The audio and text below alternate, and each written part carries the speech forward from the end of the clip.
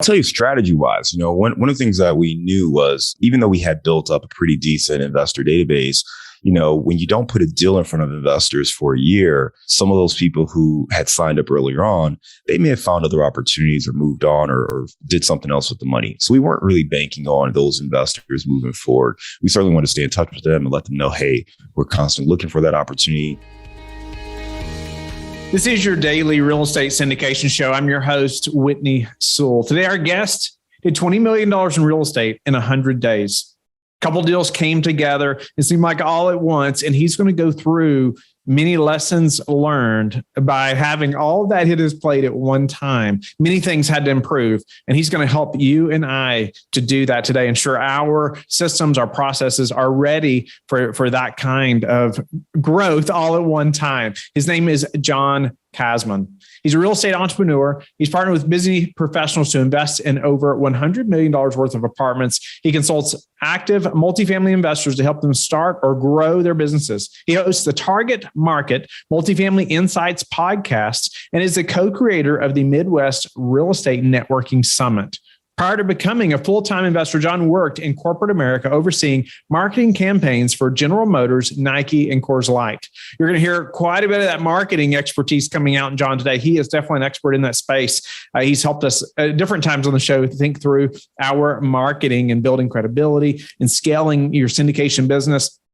And you can go back and listen to him on shows WS 268 and WS 715 to learn more about him and some more of his expertise around marketing. But today we're going to get more into those deals and those processes that he learned he had to have and had to get better at. John, welcome back to the show. Honored to have you back on. You've had tremendous growth over the last couple of years since we've talked to you last, and grateful for your time and willingness to share with the listeners. And I know there's a specific period of time recently where it got very intense in your business, and a lot happened. And I want us to dive into that today. Maybe you can give the listeners a little update though, and let's dive in. Yeah, absolutely. Listen, Whitney, first of all, happy to be here, excited to be on the show. And as you mentioned, a lot of growth, a lot of, momentum. And it's interesting because, we put a lot of things in motion. You try to get that energy building up and get that momentum going. But it took a minute for it to actually result in new deals. So we actually did one deal in 2020, and that was really, a more of a consulting type role. We really didn't have much to do. And I just helped somebody out with the deal, and they wanted to make sure I was involved and compensated for just advising them, which was great. But other than that, we really didn't do much in 2020. And it wasn't from lack of effort. I mean, we were certainly looking and underwriting deals and putting in offers. So we went from doing nothing in 2020 to, in about a 100-day time frame, we closed $20 million worth of apartments with 2 deals. And that was not necessarily by design. We had intended those deals to be spaced out a little bit more. But that first deal took a little longer than expected. We had a big change that needed to take place. So that deal took longer than expected. And then that second deal, obviously, we needed to try to work to get that one closed because that one was taking a little bit longer since we were trying to push it out. So we ended up closing both of those deals in 100 days, which took a lot of effort and a lot of work. And if you can imagine from not doing a deal in 2020 to having $20 million worth of real estate within 100 days, there are a lot of things we had to change and tighten up in regards to our systems and processes so we can be more effective and efficient moving forward. Interesting. It always blows my mind how those things come about, right? It's like, we got a little downtime. It's time to work on some things internally, and then it's all of a sudden, your pants are on fire, right? There's 2 deals all at once, right? So that's great. But it does cause you to hopefully get better, right? And improve these things like you're talking about. You said you had to change a lot. Let us know some of those things. I want the listener and myself to be prepared for that intensity, right? And have those changes made ahead of time if we can. What were some things that you learned through that process? And let's talk about what you had to change as well. Well, I'll tell you strategy wise, one of the things that we knew was even though we had built up a pretty decent investor database, when you don't put a deal in front of investors for a year, some of those people who had signed up earlier on, they may have found other opportunities or moved on or did something else with the money. So we weren't really banking on those investors moving forward. We certainly want to stay in touch with them and let them know, hey, we're constantly looking for that opportunity. But keeping those leads warm was something that, we worked hard at. But, honestly, I think we could even do a better job of that. So we have a clear understanding of where are people on their investing journey in that cycle, particularly if it takes, 6 months or more before you present that opportunity. So in an ideal world, you're presenting opportunities more frequently so you can get those investors in, but you can't force a deal to happen. So that's one thing we had to keep an eye on. The second thing with that in mind was how much would we be able to bring forward for these two deals? So the first deal, we felt pretty confident that we could go ahead and with our investor network, we could take that down.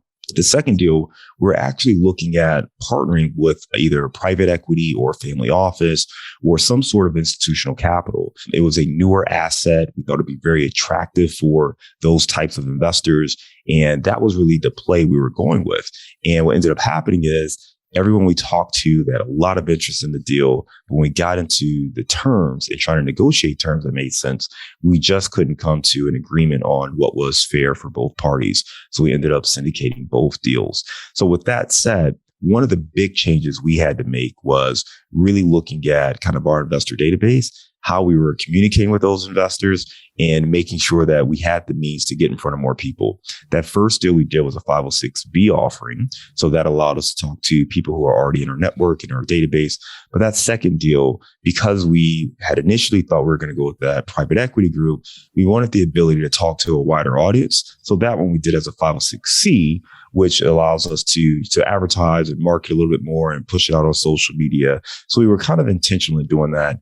And then the last point I want to make is because we still had that B deal going since they were so close, we actually made it a point to hold off on any social media posts or anything that was public with that C deal, just because we didn't want there to be any, indication that we were doing any kind of bait and switch, right? We were showing this 506C deal and saying, oh, well, you know what, maybe you're not accredited, but hey, I got this other deal here. We wanted to make sure we avoided that completely. So we actually didn't really market that C deal until that B deal was completely closed. So that was something that was, a little tricky and, maybe we could have been fine, but I just want to be really cautious from that standpoint to make sure there was no way of getting that mixed up. I can appreciate that. And I think it's very wise that you did that. We've done some similar things, and it's like, I just want there to be clear boundaries from when we're doing a 506B to 506C or vice versa. Let's back up a little bit. You talked about, how you communicated with investors. You all worked on that. You learned a lot through that process. Speak to how maybe that changed, how you're doing that now, and moving forward or communicating with investors now versus, before. Well, I'll give you a great tip here. I mean, one of the main things for us is we try to communicate with investors the moment we come in contact with them. So in the past, we weren't quite as, immediate with that communication. We certainly would allow people to set up a phone call with us and things like that. We didn't make it a point to, have kind of that initial call right away with everybody who signed up. So that was one thing we changed was, listen, for us, we realized there's a much greater conversion rate when we talk to an investor live and have a conversation with them about what they're looking for and what their investing goals are, versus, when someone signs up, they send us their information. We have some email conversations back and forth, but not a phone call. So we just made it a point to say, we got to get people on the phone. We have to talk to them. And it's okay if they don't want to talk. But that probably also means that they may not be ready to invest with us at this time. So for us, it just allows us to be a little bit more direct and get clarity on where someone is in the journey and then help them along the way. How do you track that? Yeah, so we use a couple different things. So one of the big differences or changes we made over the last, 6 months or so is we actually work with an investor portal now. In the past, we had different, CRM systems. So we always use some sort of system, but we didn't have an investor portal. And the portal is key for us because it makes it easier to announce deals, track who's already signed up for it, who's signing the PPM documents, where they're at in their process as far as funding the deal. All that's centralized in one place. before we had the portal, we were, using our MailChimp to blast out the deal or whatever, CRM you use for marketing. So we use that. Then we had to kind of track who we're having conversations with. If we're doing a webinar, we're maybe using Zoom to track who's on the webinar, who didn't come to the webinar. Then we're trying to cross-reference that with the MailChimp database, any live conversations we had with that database. And then ultimately, we now have to get those PPM documents. So now we're using a DocuSign or something like that to get all those PPM documents signed. We got to store that somewhere. So now we've got either a Box or a Dropbox or something like that. So you got like 4 or 5 different platforms. And you're trying to track all these documents, all these conversations, all these engagements. And it made it very challenging to keep it all straight. Not to mention, then you got to turn around and get all this information ready to go for the SEC attorney so they could then send it to, the SEC and do the filings that are necessary there. So just a lot of different things to do. So cutting back a good chunk of that time by using a portal where a lot of those things are automated or streamlined and everything is centralized in one location made it much easier for us to track all those communications and documents.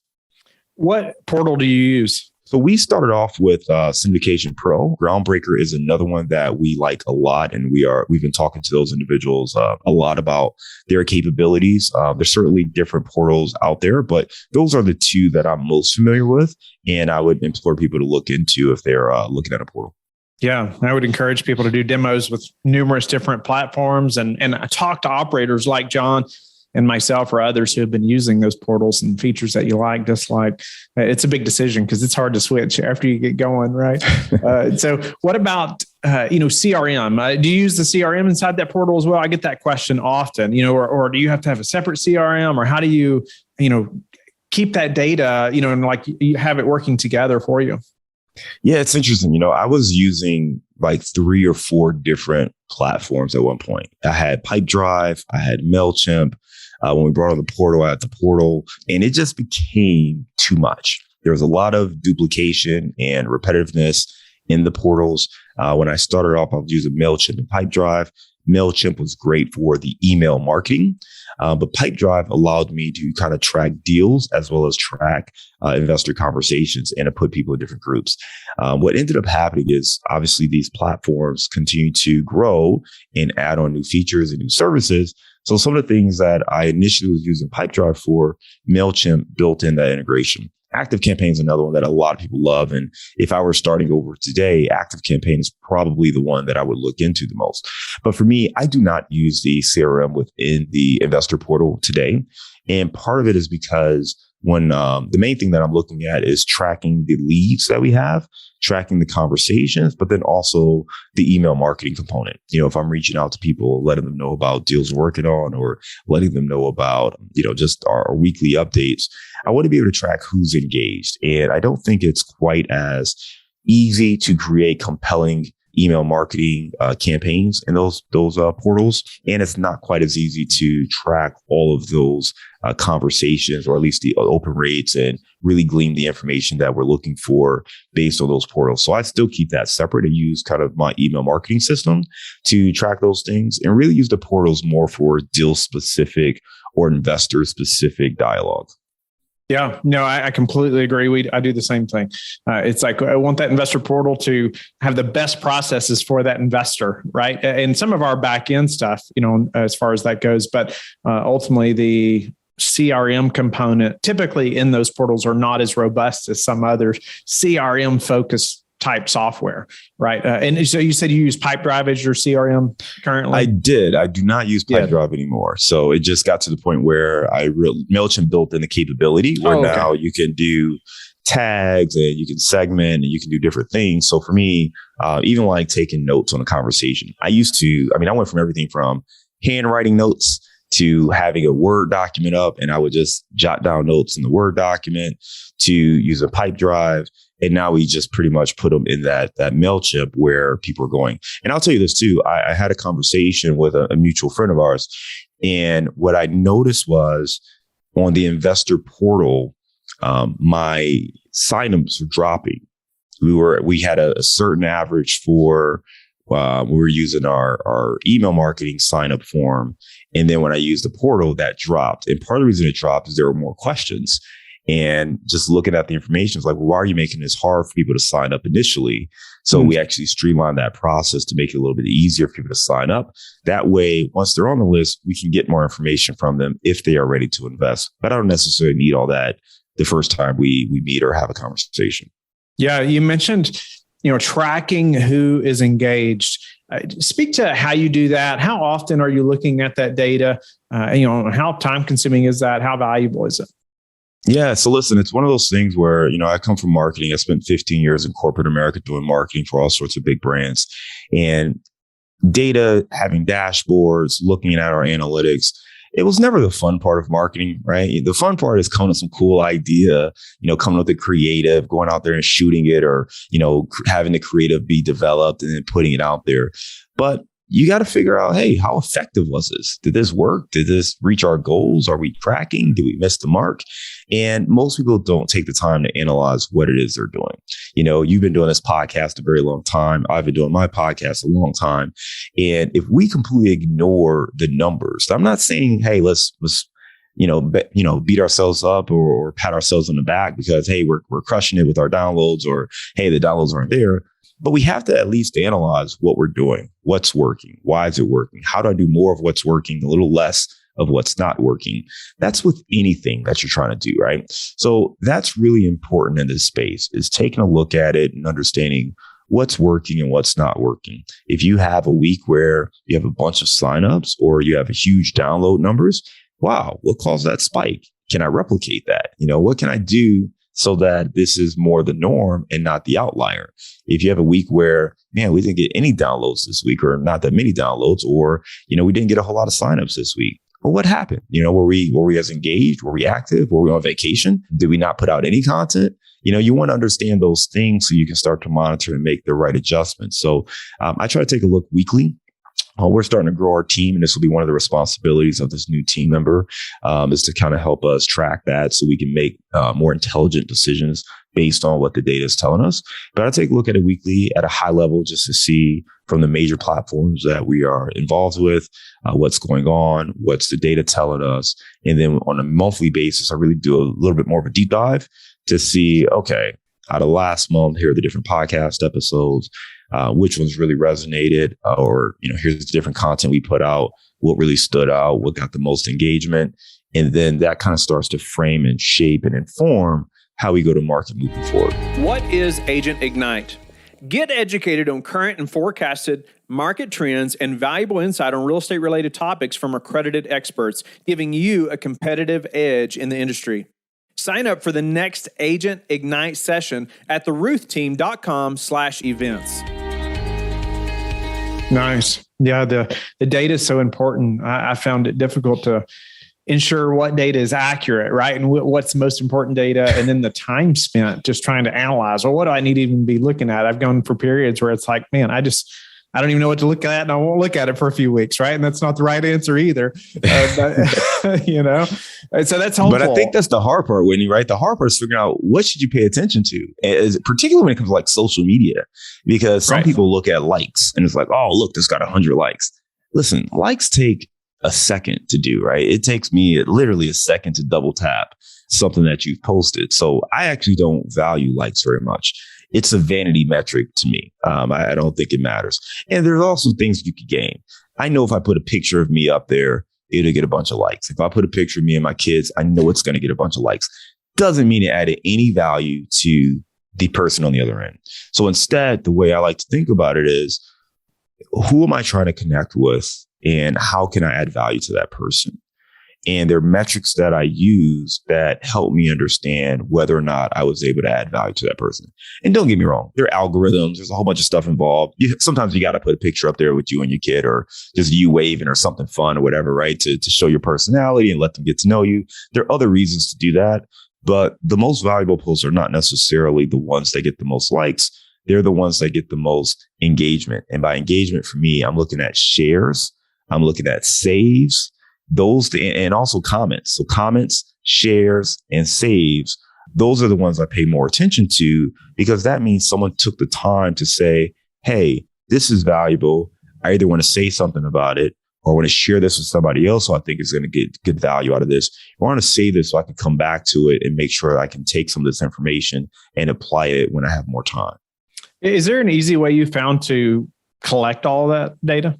You know what? Most platforms have dashboards now. So if you go to, I don't know if you use Instagram, but on Instagram, if you have a professional page, you can hit the view dashboard and you can see what, out of the content you put out there, what's performing best, how much engagement you got, all that. LinkedIn does the same thing. I like to look at comments. Unfortunately for LinkedIn, there's not an easy way to do this. So you can see profile views, but I actually like to look at comments because I think that's more of a better metric for engagement. And then, you also want to look at open rates for your email marketing. I like to look at just something as simple as how many people respond to me. If I send out an email message or email weekly newsletter or something like that, how many people respond? It's one thing to open it up. It's one other thing to be like, you know what, let me take a minute and just send John a response to this. And it may not be a whole lot of people who do it, but when I do get a few responses, it lets me know, okay, I'm making a point here. People are getting it. And if that coincides with like open rates, if you have a 45, 50% open rate, and you get 4 or 5 people or 6 people, whatever it is, right? Some people who respond to you, that's a good indication that, okay, hey, something we put into here connected with people. And that's great to see. Speak to a few of the lessons learned or things maybe you want to make the listener aware of between doing a 506B and 506C deal. Yeah, I think the big thing is 506B is really about having that pre-existing relationship. You talk to a bunch of attorneys and there's some nuances here and there, but the bottom line is you cannot solicit for a 506B deal. You have to have an existing relationship and understand that this person has the means to invest. So it's all about building those relationships and having those conversations in advance.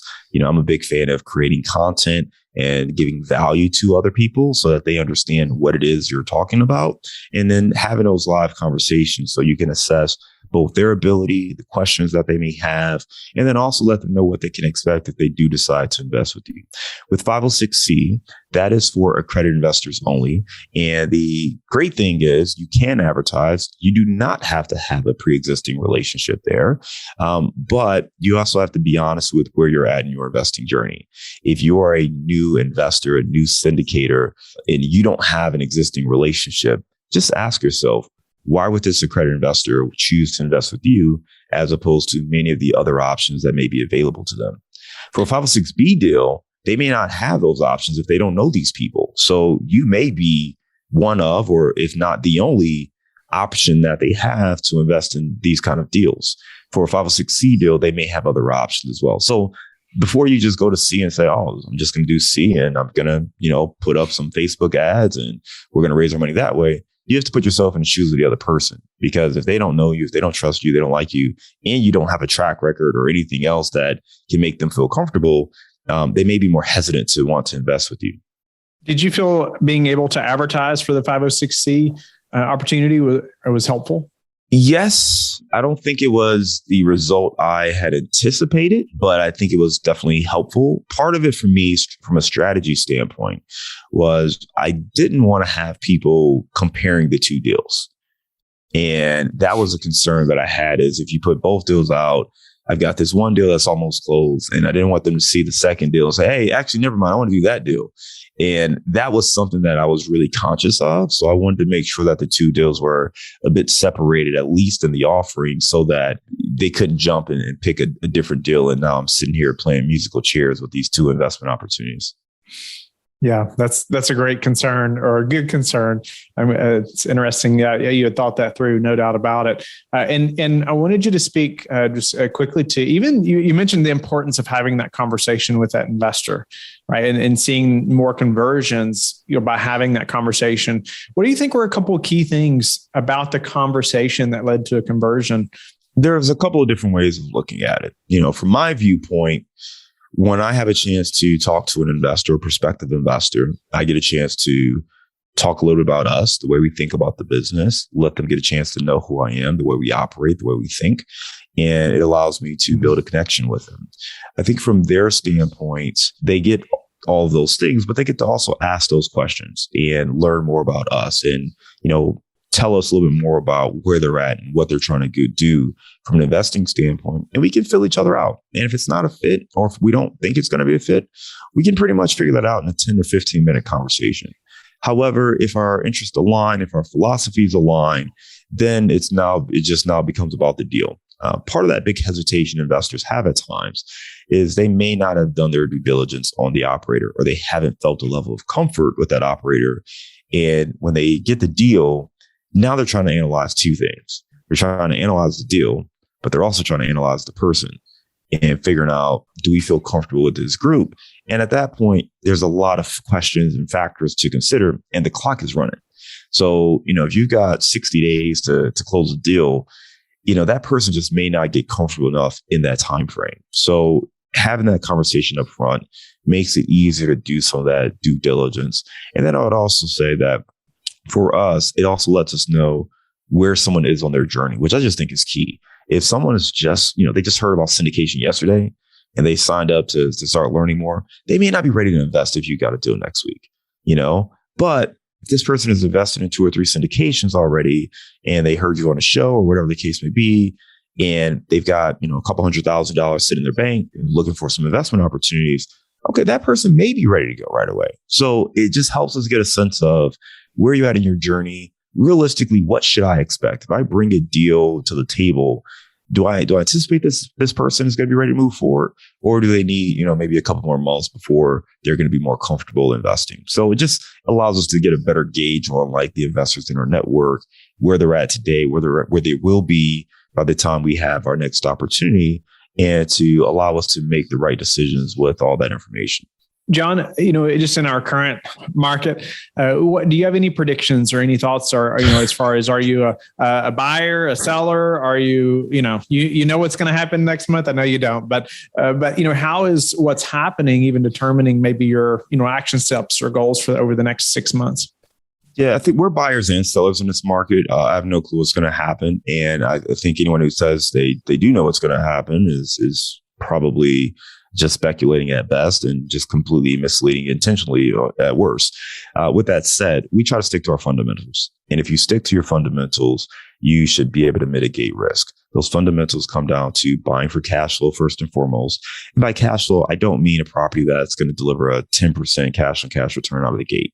What I mean is a property that is positive cash flow that can cover the expenses out of the gate, where there's an opportunity for us to increase the value and drive up, the NOI on this property.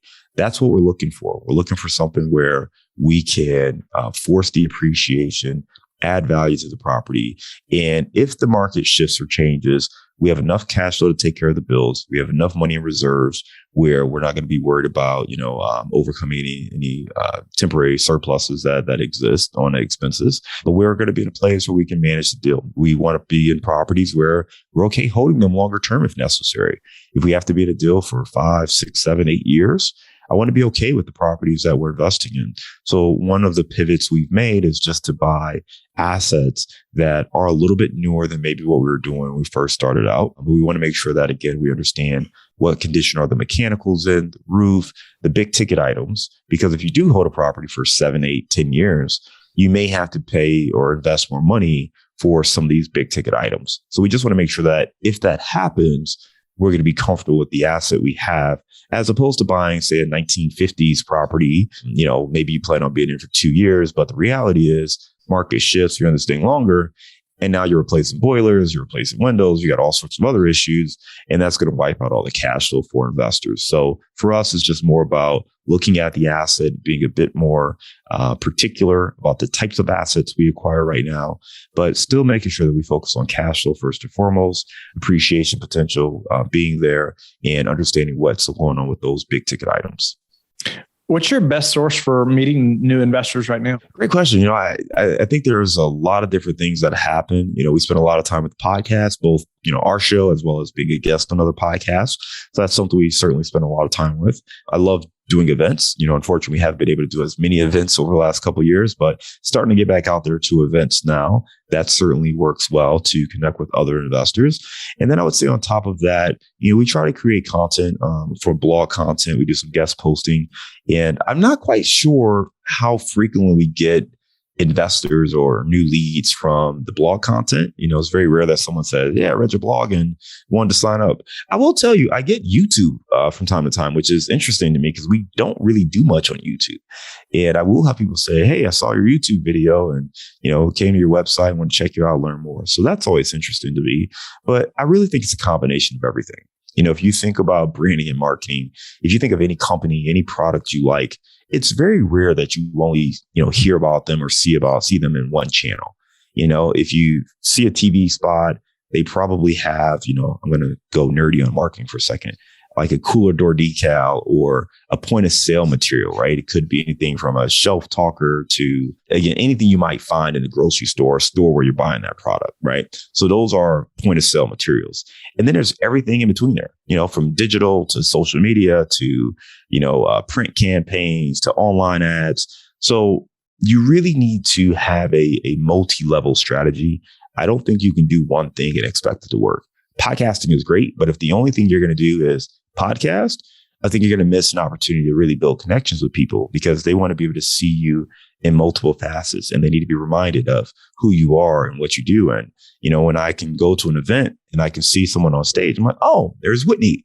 I know Whitney. I listen to his podcast. Now I'm seeing him speak as a speaker.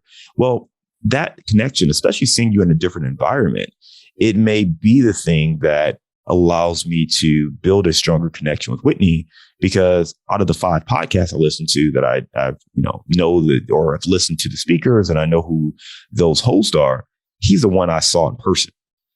And I see Whitney in person. So now he's elevated beyond just those people that I know from an audio standpoint. Or even if you do a video, if you have YouTube now, okay, wow, I see his YouTube videos or I see him on social media and he's got a podcast. So I'm now touching you 3 different ways that allows you to elevate that experience. So I think when you are thinking about how you grow with investors, it really comes down to how do you get in front of them, and if you could get in front of them where they're at and give them the content or the information they're looking for, you position yourself as someone that they want to get to know a little bit more and potentially could want to do business with. So tell me, or maybe this has changed since the last time we spoke, but maybe not. I'd love to know some of your daily habits that have helped you achieve success. They're in flux a little bit now. I had some stuff that I was doing that was great. And some of that has shifted a little bit, but I'll give you a couple of things. So one is I have kind of a mantra that I state. So that helps me tremendously. Just remind myself of how much power I actually have over not just my day, but my life and the outcomes that I'm looking for. So that's very helpful. Outside of that, I have been working out probably 4 or 5 days a week for the last 6 to 9 months. And on days where I don't work out, I feel it and I'm sluggish and I just don't have the same energy and it's a problem. And I will sit there and try to look at my schedule and figure out, okay, when can I squeeze in a workout? When can I get something done? And it's obviously partially physical, part of it is about energy, but I also think a lot of it is mindset. If you can put a win on the board early, it makes it a little bit easier to attack the rest of your day and have that confidence. And I don't know about you, Whitney, but when I work out, there are days where it's just, kind of going through the motions. And then there are days where I feel like I'm ready to compete in, whatever, wrestling competition or boxing or whatever it is, right? And I'm just, I'm feeling juiced up and ready to go. So those days are great because I then go and sit in front of a computer, right? So it's like I lift all this heavy weight and then go sit in front of a computer and start typing. But I feel invincible those days. And I think it's great to give yourself that energy and that confidence to go out there and conquer the world, no matter what it is you're doing. How do you like to give back? I'm a part of an organization called Surge for Water, and Surge is a great organization where they invest in sustainable water solutions in communities that need it. So particularly in the Philippines, in the Dominican Republic, Haiti is another country that we partner with as well. And in these countries, one of the main things we're doing is we're actually going in and helping those communities build wells, build sanitation stations, teaching them about menstrual cycles and building toilets where there's schools, things that they really need, not want, but need. In many of these countries, some of the children and women actually cannot work and cannot go to school because they have to go down to the river and get water, and it takes 3 or 4 hours and then walk that far, get the water and come back. It is just something that, we all take for granted in the United States and in, the Western world. And being a part of this organization is just a tremendous thing. And I got to tell you, a friend of my wife's started this company or this organization 12 years ago. And they were colleagues working together at a large accounting firm. And I remember my wife telling me that she was going to quit to go run this nonprofit full time. And as you can imagine, I was shocked, one, that she was doing this, two, that she had enough money and could just be in a position to just say, I'm going to leave corporate America completely and just go do this philanthropic thing. And it also just reminded me that, you know what, all this stuff we do, and I was at the time working in advertising. So it was like, there's got to be a greater purpose in this. I was selling, I was doing beer ads at the time. And I'm like, here I am doing beer ads. And this woman is, helping to get clean drinking water to people who absolutely need it in different countries. It's like, what am I doing with my life? What purpose, what legacy am I leaving here? Right. So it really forced me to reevaluate that. And I was happy to join her board and help them with some of the marketing and sponsorship items that they're doing. But I think we all are looking for purpose in some form or fashion. And this is one of the things that allows me to have a little bit of purpose in regards to helping out other people. Yeah, I appreciate you sharing that. It's just a reality that most of us just can't even fathom, right? What these other people have to do to even get water. It's just, we should be more aware of those things. I think it brings so much into perspective and how fortunate we are. We just, take it for granted. Thank you for sharing that, John. Appreciate your support through that organization, helping so many other people that are so less fortunate.